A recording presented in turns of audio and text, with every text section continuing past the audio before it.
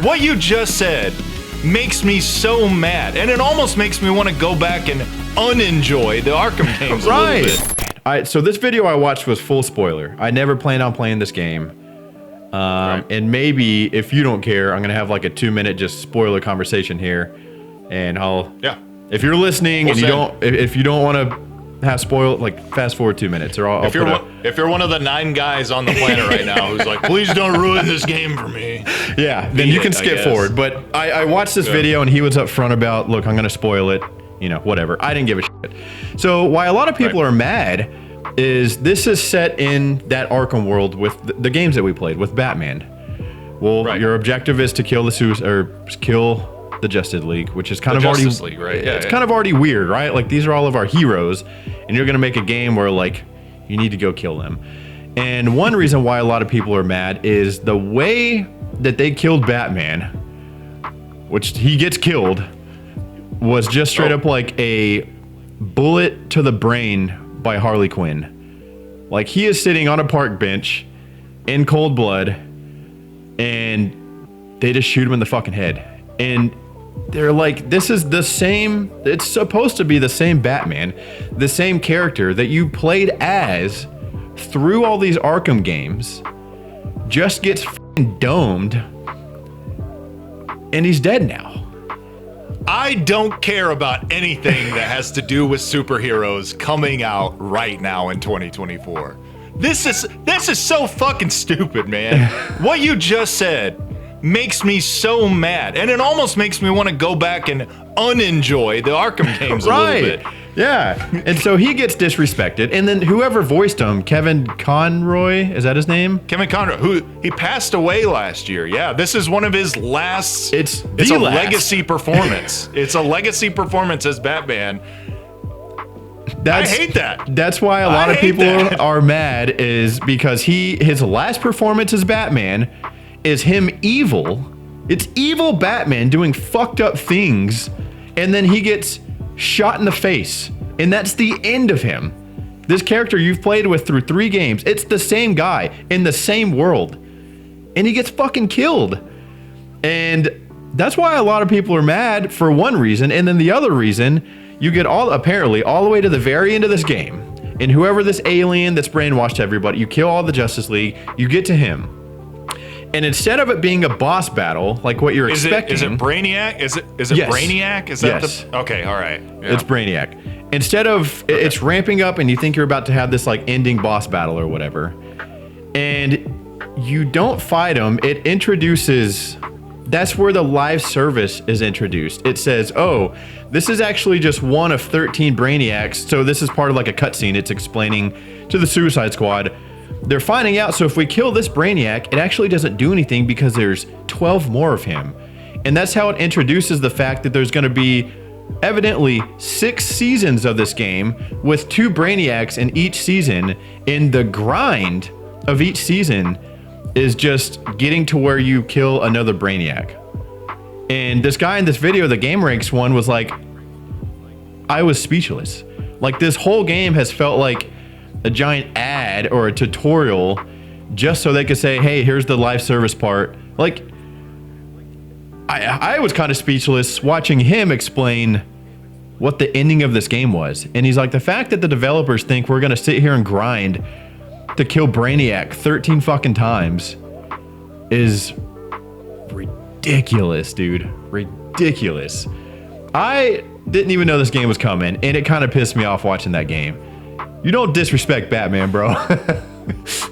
No, and especially, like, it would be one thing if it was just, it's comic books, right? Like, it's completely realistic that you could have a shitty iteration of a Spider-Man or a Batman, you know, in this case. Like, don't voice it by Kevin Conroy, because he is definitively, any animated Batman we've ever had, he is the best kind, right? Right. He's not the only good one, but he's definitely, if you hear his voice, it's almost like a stalwart of the quality, right? Like, that is a certified patch on that iteration of Batman.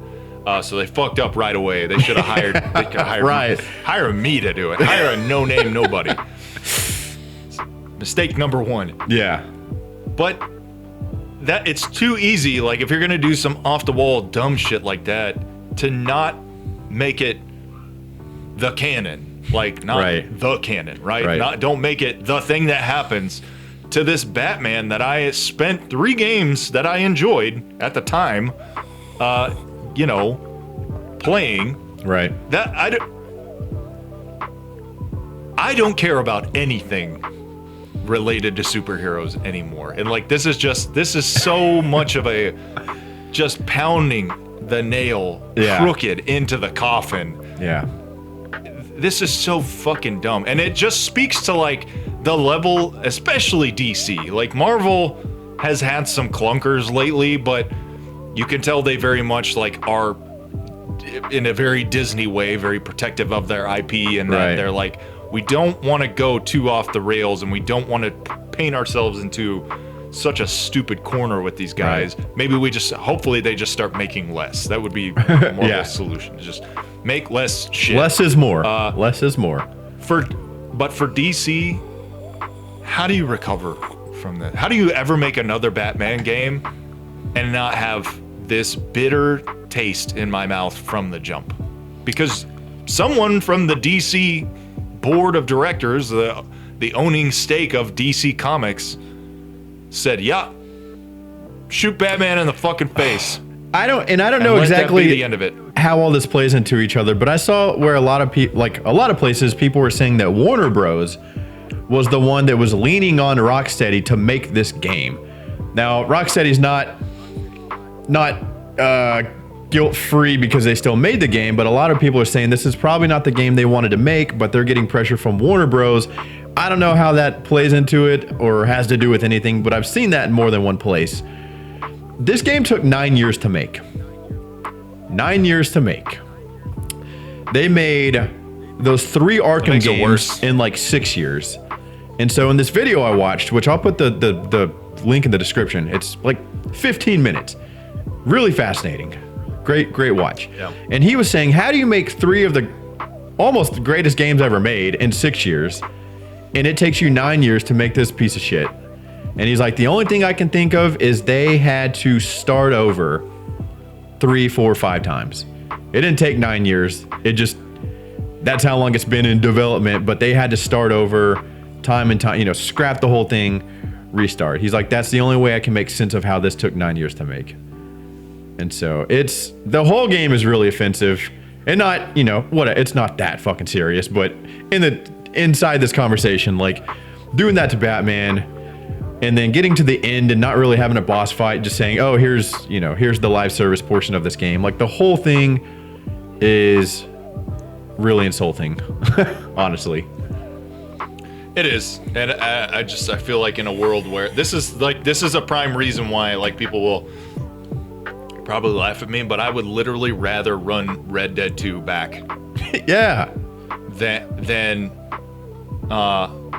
and I used to be really anti-review, but when you hear stuff like this about a game and it's just like, hey, thanks for saving me $70. Yeah. And a bad time to boot. Like, I just... Well, apparently you could get the game early access for $100, like a day early, and that first day it didn't work. If you paid $100, it didn't work, and then you got $20 in-game currency as a sorry. Oh, great. Yeah. I can buy another slutty outfit for Harley Quinn.